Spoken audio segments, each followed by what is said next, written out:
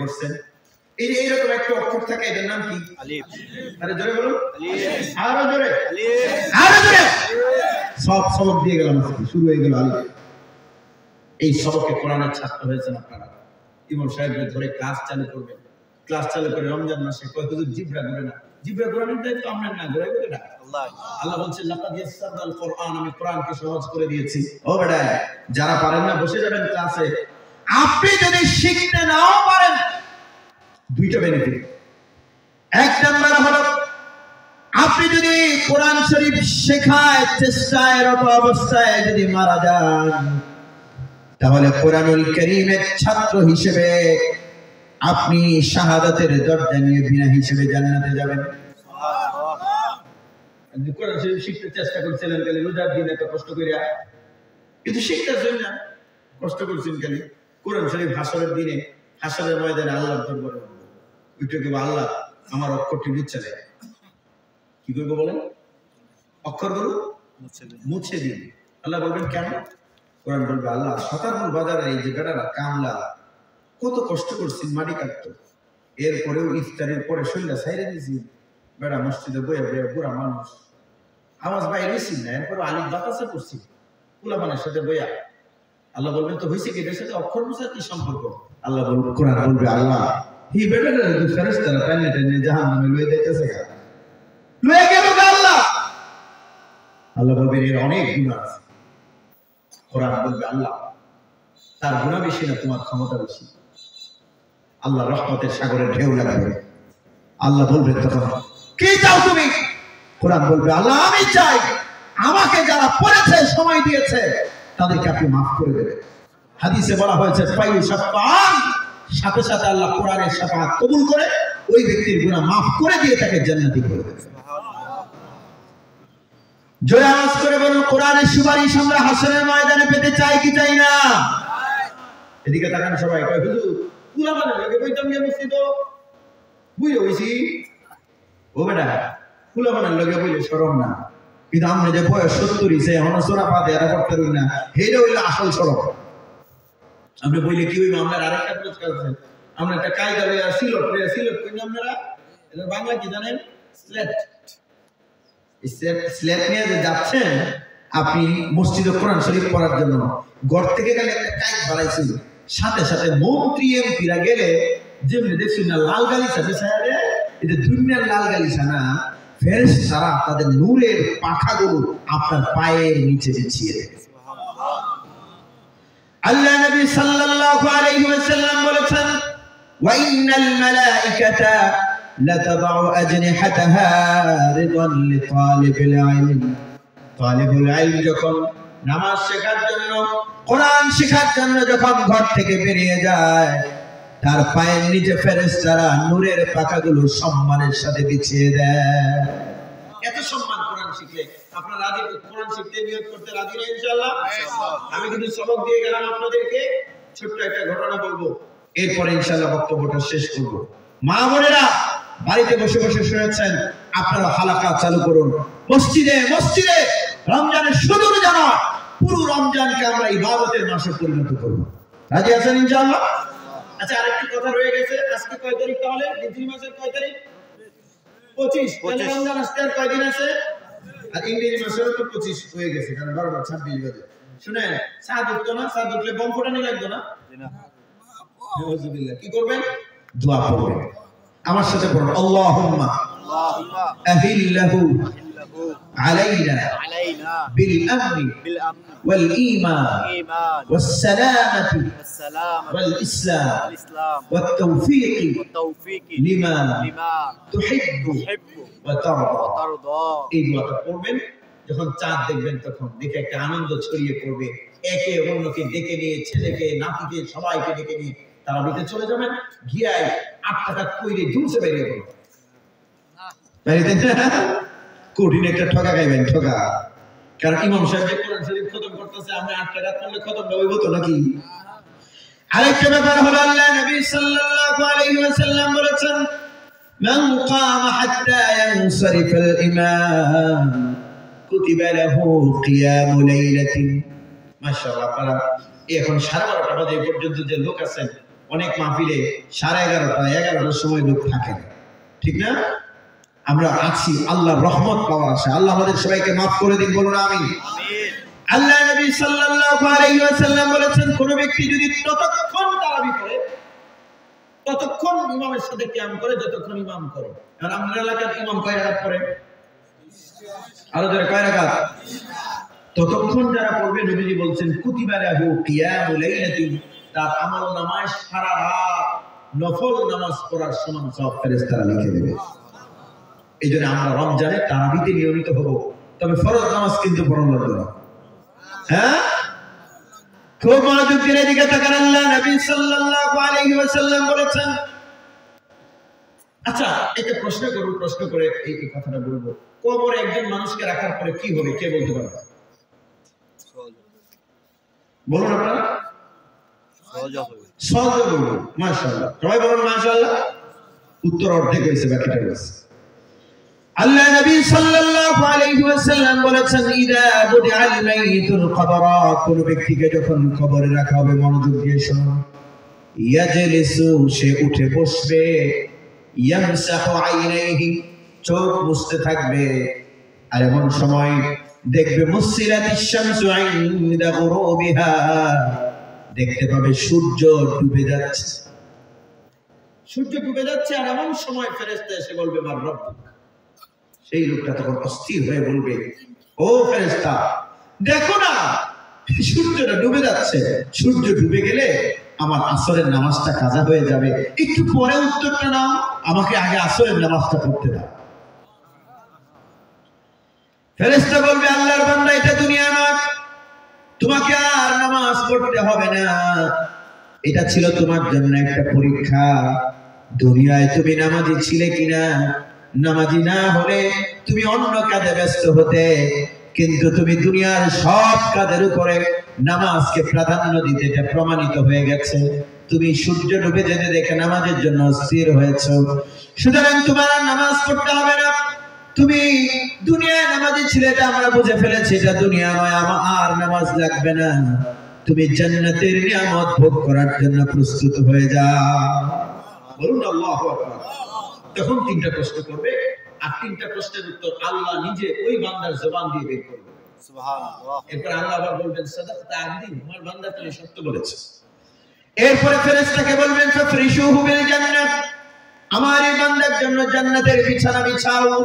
ওয়ালবিসুহু বিল জান্নাহ, তার কাফনের কাপড় যত দামেরই হোক কম দামেরই হোক, তার শরীরে ফেরেশতারা তোমরা জান্নাতের পোশাক পরিয়ে দাও, তার জন্য জান্নাতের গেটগুলো খুলে দাও। বলুন আমাদের কবরের অবস্থা এমন হোক, আমরা তা চাই কি? চাই। চাইলে কি করতে হবে? নামাজ পড়তে হবে, কারণ সবার কিন্তু এই অবস্থা হবে না। যারা নামাজ রেখে দোকানদারি করেছে, তারা ফেরেশতারে বলবে, ভাই ভাই একটু সময় দিন, খালি দোকানটা খুললে দুই, এমনি ফেরেশতা গাছটা দৈরি করে দিল। আর ক্যারাম খেলে নামাজ তো এরকম লোক কিন্তু আমাদের কাজের জঙ্গলে নাই। ক্যারাম খেলে নামাজ তো নাই, এরা করবে গেমটা কাছাইছে, খালি একটু সময় দেন, এমনি গাছটা দৈরি করে দিল। আর পোলা মানে যে খালি ফেসবুক চালাইতে নামাজ তো এরকম নোটিফিকেশন দেখে নিল। আজ যারা নামাজকে কাজের উপর প্রাধান্য দিয়েছে, শোনো নামাজকে কেমনে কাজের উপর প্রাধান্য দেয়, খুব মনোযোগ দিন। আলোচনা শেষের দিকে আমরা চলে যাচ্ছি, একদম লাস্ট পয়েন্ট। মাশাআল্লাহ। হ্যাঁ, কাজ থাকলে নামাজ পড়ে। এটা আমি একটা উদাহরণ দেবো, তাহলে বুঝবেন। আপনাদের এটা কি বাজার? সাতারপুরের বাজার নাম কেন বলতে পারবেন না? আমার খুব জানার ইচ্ছা হয় যে সাতারপুর কেন। আচ্ছা যেটাই হোক, মনে বেশি মানুষ সাঁতার দিতে এটা হতে পারে। আগে তো ব্রিজ আছে না, সাঁতার দিতে পারছে। আর আগে একটা কি আছে জানি, হ্যাঁ বুদারা নাকি ছিল, ছিল না? আমি তাদের পারছি ওই সময়, যে মন চাই বাজারের নাম কিপুর, সাতারপুর। সাতারপুর বাজারের মসজিদে এক লোক আসরের নামাজ পড়েছে জামাতের সাথে, পড়ে দোকানটা খুলবে, ঠিক এমন সময় শুনে আরেকজন বলছে যে মাহতাবউদ্দিন চেয়ারম্যান বাজার, মানে যেটা আপনারা কে বাজার কই আজিমের মসজিদ করেন না, হেইনো 50 টাকা কেজি বাইম মাছ বিক্রি হইতেছে। যেটা একদম লড়তেছে বাইম মাছ। আচ্ছা বাইম মাছ যদি 50 টাকা কেজি হয়, তাহলে দাম অনেক বাড়ছে না? আরো জোরে এই বেটা দোকানের কেস থেকে টিহাদি লইয়া 2000 টাকা লইছে, রাখছে 40 কেজি হইলে কয় মন হইছে? 1 মন কিনলে হুজুরের দিব, ওনারও হাদিয়া দিব, ব্যানের ব্যাট পাঠাবো, সেলের ব্যাট, সারা ব্যাট সবার ব্যাট দিব, আর ডিপ ফ্রিজটা ভরে দেবো খালি পাই মাছ। এই বেটা পাই রয়েছে যাওয়ার লেগে। একটু সামনে যাওয়ার পরে আরেকজনে কইতেছে, কবে কই যায় শুনছো না? এই মাত্র সেভেনের বাজারে 50 টাকা কেজি পাই মাছ বসতেছে, শুনছি, আমিও লয়ে গেছি। এই বেটা কইতেছে, কাকু যদি কিনতেন তাহলে সারাই যায়, মাছ বছর দাম কিন্তু বাড়ায় আনতেছে। আচ্ছা, এটা শোনার পরে তার গতিটা, দৌড়ের গতিটা নিশ্চয় আরো কমবে, ঠিক না? বেটা কইসা একটা দৌড় দিছে। তখন বৌলাই ইয়াকুবগঞ্জ বাজার, যেটা আমাদের ওই বাজারের কাছাকাছি, এমন সময় হে বেটা লোকে দেখা হয়েছে সারাই যায়, দাম বাড়ায় হইতেছে। হে বেটা একটা দিছে, তো কি কিনবো? আর এমন সময় মাগরিবের আযান দিয়ে মুয়াজ্জিন বলছে আল্লাহু আকবার, আল্লাহু আকবার। আর হে বেটা কইতেছে, মাছের দাম বাড়লে বাড়ো, আগে নামাজ পড়ে লই। এইটাকে বলে নামাজের উপর কাজকে প্রাধান্য দেওয়া। যারা নামাজের উপর কাজকে প্রাধান্য দেবে, তারা কবরের 3টা প্রশ্নের উত্তর এভাবে আল্লাহ দেওয়াবেন, নামাজের জন্য স্থির হয়ে যাবে। সেরকম আমাদের কবরের অবস্থা এমন হোক, আমরা তা চাই কি চাই না?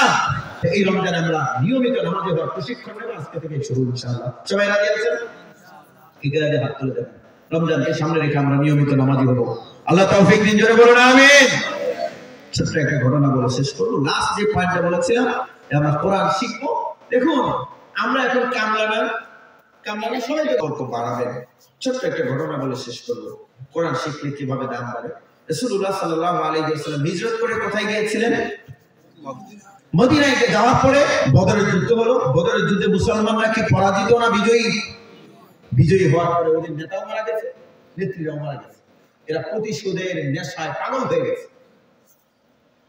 আল্লাহ নবী সাল্লাল্লাহু আলাইহি ওয়াসাল্লামের কাছে প্রতারণা করার জন্য মক্কার কিছু লোক এসে বলল, মুহাম্মদ, আমরা ইসলাম কবুল করেছি, আমাদেরকে কোরআন শেখাবার জন্য কয়েকজন শিক্ষক দিন। রাসূলুল্লাহ সাল্লাল্লাহু আলাইহি ওয়াসাল্লামের 10 জন হাফেজ সাহাবী তাদেরকে পাঠালেন মক্কা। নবী যদি হিজরত করে তখন কোথায়? মদিনায়। মক্কায় পাঠিয়েছেন তাদেরকে কি শেখাবার জন্য? এই বাহিনীর প্রধান ছিলেন আসিম বিন সাবিত রাদিয়াল্লাহু তাআলা আনহু। আল্লাহ নবীর ওই 10 সাহাবী হাফেজে কোরআন তাদেরকে নিয়ে যাচ্ছে মক্কায় কোরআনের শিক্ষক হিসেবে, কিন্তু রাস্তায় ছিল ফাঁদ পাতা। পাহাড়ের উপর দিয়ে যখন যান, তখন দেখেন নিচ থেকে তরবারি নিয়ে আর তীর নিয়ে প্রস্তুত, তীর ছাড়ছে, সাথে সাথে সেখানে ফাইট করে, জিহাদ করে 7 জন স্পটে শহীদ হয়েছেন। সুবহানাল্লাহ বলুন। আচ্ছা, 7 জন, 10 জন থেকে 7 জন গেলে আর বাকি আছে কয়জন? 3 জন। এই 3 জনের একজনের নাম খুবাইব বিন আদি রাদিয়াল্লাহু তাআলা। আল্লাহ নবীর হাফেজ কোরআন সাহাবী খুবাইব দূরে লয়ে গেছে মক্কা, নিয়া জেলখানা বন্দী করে দিয়েছে। বন্দী করছে যে নিয়ে যাবো গেলে লইলে নিচে যেই মাস হলো যাইতে যাইতে যুলকাদা মাস শুরু হয়ে গেছে। যুলকাদা আরবি ক্যালেন্ডারের 11তম মাস।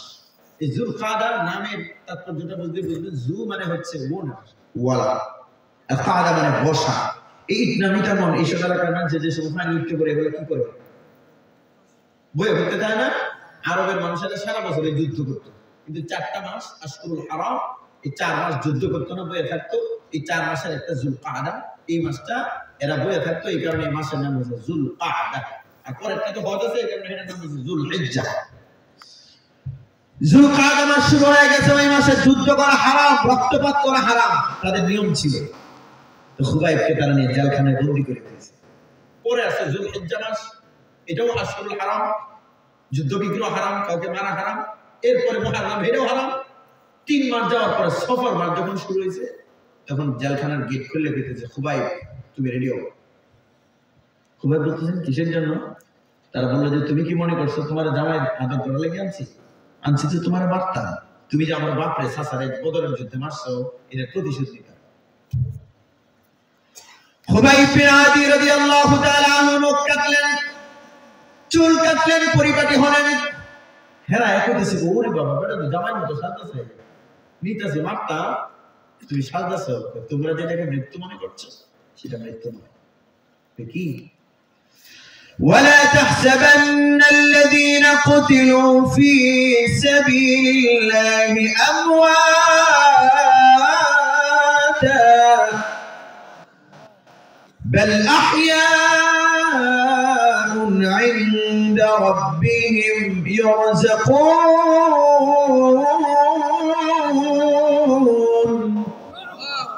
الله বলছেন খুবাইব আয়াত শুনলেন যে আমার রব বলে দিয়েছেন যাদেরকে আল্লাহর জন্য মেরে ফেলা হয় তাদেরকে তোমরা মৃত মনে করো না, বরং তারা তাদের রবের কাছে জীবিত।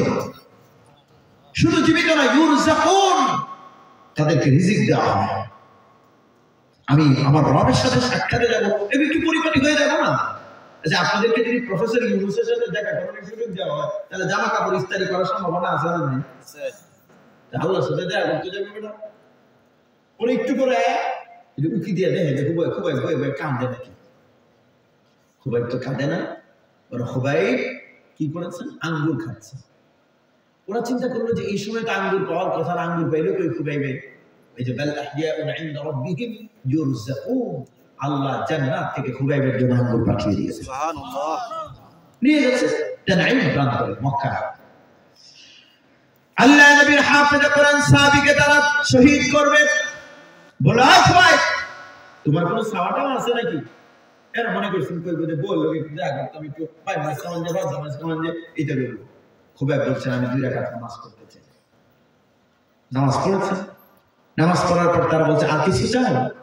খুবাইব বলছেন চাইতাম কিন্তু চাইব না। বলছে কেন চাইবে না? তিনি বললেন যে আমি চাইতাম আরো 2 রাকাত নামাজ পড়তে। যাবো না এই জন্যই আমি নামাজে দাঁড়াবার পর আমার রবের সাথে আমার দেখা হয়েছে। এত আসতে বলছেন সুবহানাল্লাহ, আরো জোরে সুবহানাল্লাহ। রব বলেছেন খুবাইব তোমার জন্য জান্নাত প্রস্তুত। কিন্তু আমি আরো 2 রাকাত পড়তাম, কিন্তু তোমরা যদি আমাকে মনে করো আমি কাপুরুষ, একটু দেরি করছি, জীবনটা একটু বেশি সময় নেওয়ার জন্য, এই জন্য আর নামাজে দাঁড়ালাম না। যা করার আমার সময় খুবাইব বলছেন আল্লাহকে হাত তুলে বলছেন আল্লাহ আমি যদি আপনার হাবিবকে একটু দেখতে পেতাম। খুবাইব বিন আদি বললেন রব্বুল আলামিন আমি আপনার কোরআনের শিক্ষক হয়ে প্রেরিত হয়ে প্রাণ দিচ্ছি, আমার জীবন ধন্য, কিন্তু আমার আপনার কাছে একটা দাবি, আমি আপনার হাবিবের কাছে সালাম পাঠাতে চাই, সালাম দিতে চাই। এই কথা বলে চিৎকার করে বলেন সালামুন আলাইকা ইয়া রাসূলুল্লাহ, সালামুন আলাইকা ইয়া রাসূলুল্লাহ। বলুন তো খুবাইব কোথায়? মাশাআল্লাহ, বুঝছেন আপনারা? জোরে বলুন কোথায়? মক্কা। আর নবীজি কোথায়? দূরত্ব কত? 600 কিলোমিটার। সাহাবায়ে কেরাম ওই সময় যারা নবীজির সামনে ছিলেন তারা বলেছেন যে ওই সময় রাসূলুল্লাহ সাল্লাল্লাহু আলাইহি ওয়াসাল্লাম চিৎকার করে বলেছেন ওয়া আলাইকা ইয়া খুবাইব, ওয়া আলাইকাস সালাম ইয়া খুবাইব। সাহাবীরা বললেন ইয়া রাসূলুল্লাহ খুবাইব পাইলেন কই? আমরা না পাঠাচ্ছেন মক্কা। আল্লাহ নবী সাল্লাল্লাহু আলাইহি ওয়াসাল্লাম বলেছেন আমার সাহাবীরা, আমার কলিজার টুকরা সাহাবী হাফেজ কোরআন সাহাবী খুবাইব, আমি তাকে কোরআনের শিক্ষক হিসেবে মক্কায় পাঠিয়েছি। খুবাইব বিন আদিকে মক্কার কাফেররা বদরের যুদ্ধের প্রতিশোধ নেবার জন্য তানঈম প্রান্তরে শুলিতে চড়াতে নিয়েছে, আর সেখান থেকে আমার সাহাবী খুবাইব হাফেজ আমার জন্য সালাম জানিয়েছে। সেই সালাম রব্বুল আলামিন 600 কিলোমিটার দূরে আমার কানে পৌঁছে দিয়েছে। আল্লাহ, শুলিতে চড়ালো, খুবাইব শহীদ। নবীজি সাল্লাল্লাহু আলাইহি ওয়াসাল্লাম সাহাবীদেরকে বলেন তোমরা কি কেউ খুবাইবের লাশটা এনে দিতে পারবে? সম্মানিত হাজিরিন, 2 জন সাহাবী বলেন আমরা যেতে চাই, কিন্তু পথ কুসুমাস্তীর্ণ নয়, ফুল বিছানো নয়, কাঁথা বিছানো। যে বেরেনে খুবাইব বেরেনে আমি যাচ্ছে, এরা যদি জানে যে খুবাইবের লাশ নিতে হয়েছে তাহলে সাইরে দিত না, ছাড়বো?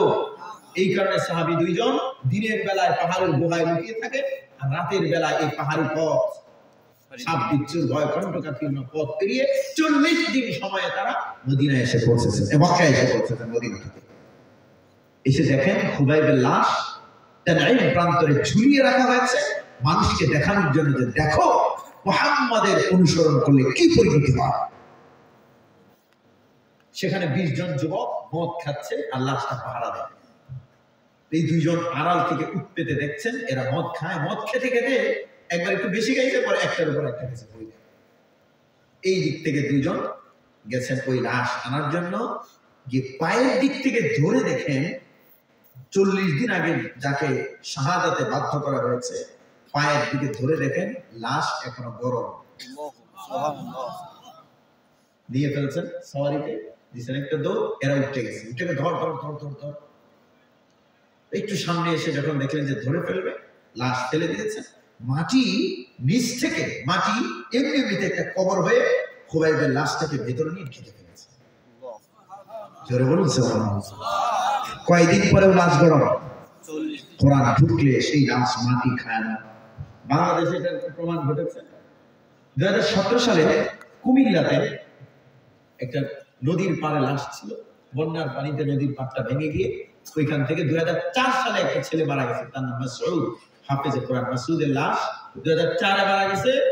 2017 সালে 13 বছর পরে নদীর পাড় ভেঙে গেছে, লাশ বেরিয়ে এসেছে, একটা পশম পছনে। কোরআন ঢোকার সিনেমা, আপনার বডিটার দাম পর্যন্ত বেড়ে যাবে। সিভিল সার্জন আসছে, আশা রক্ত নিয়ে পরীক্ষা করে গেছে, এই বেটার লাশ কিয়ামত পর্যন্ত পৌঁছতো না। সুবহানাল্লাহ বলুন। এই জন্য কোরআন শিখুন, রমজানে আমরা কোরআন শিখবো ইনশাআল্লাহ। সবাইকে রাজি আছেন? তাহলে আজকের আলোচনাটা হলো কি বিষয়ে বলুন তো? আমি একজন দেখতে চাই যিনি রোজার একটা ফজিলত বলতে পারবেন। কে পারবেন হাত তুলুন। রোজা রাখলে কি হইব এটা ফজিলত বলবেন। কেউ পারতেন না। আরে আমি যেমনি কইছি এমনি কম লাগবে, এমনি কইলে তো ওয়াজে করলাম। আর এই 10 মিনিট রমজান আসার যে কয়দিন আছে এই কয়দিন আপনারা সবাই বক্তা ওয়াজ করবেন, টেলিভিশনে রোজা রাখলে এই হইব ভিডিও হইব, এ পারতেন না ইনশাআল্লাহ। আর রোজার একটা ফজিলত কে বলতে পারবেন? হাত তুলুন না, নিজের মতো করে বলুন যে আপনি। হ্যাঁ মাশাআল্লাহ, দাঁড়িয়ে বলুন। গেটটার নাম হলো রাইয়ান। বলুন গেটটার নাম কি? রাইয়ান। রাইয়ান না, রাইয়ান। আল্লাহ ডাকবে না রোজাদাররা কোথায়, ডেকে ঢোকাবে। 2 নাম্বার হলো আল্লাহ নিজের হাতে রোজার সওয়াব দেবে। বলুন তাহলে কমিয়ে দেবেন না বাড়িয়ে দেবেন? আবার সেটা তুলেও দেবেন আল্লাহ নিজে। আরো অনেক ফজিলত আছে। রোজা রাখলে অতীতের সগীরা গুনাহ মাফ। রোজা রাখলে এই ঘ্রাণটা, মুখের গন্ধটা আল্লাহর কাছে একদম সুগন্ধির চেয়ে প্রিয়, মেশকের চেয়ে দামি সুগন্ধি। আর এইগুলোর জন্য রোজা রাখা যাবে। কিন্তু স্বাস্থ্যগুলো দেখে সুবল বলছি, এই দ্বারা চাই রোজা রাখা যেতে পারে। কিন্তু উপকার আছে। উপকার কি? অটোফেজিক প্রসেস চালু হবে, আপনার স্টোমাকের নিচের ময়লা পরিষ্কার হবে। 11টা রোগের, কমন রোগের হাঁপানি, এর আলসার, ডায়াবেটিক, উচ্চ রক্তচাপ, এরকম 11টা রোগের ভ্যাকসিন হলো রোজা। সুবহানাল্লাহ। 60,000 রোগের জীবাণুকে ধ্বংস করে দেয়। এই জন্য রোজা সবচেয়ে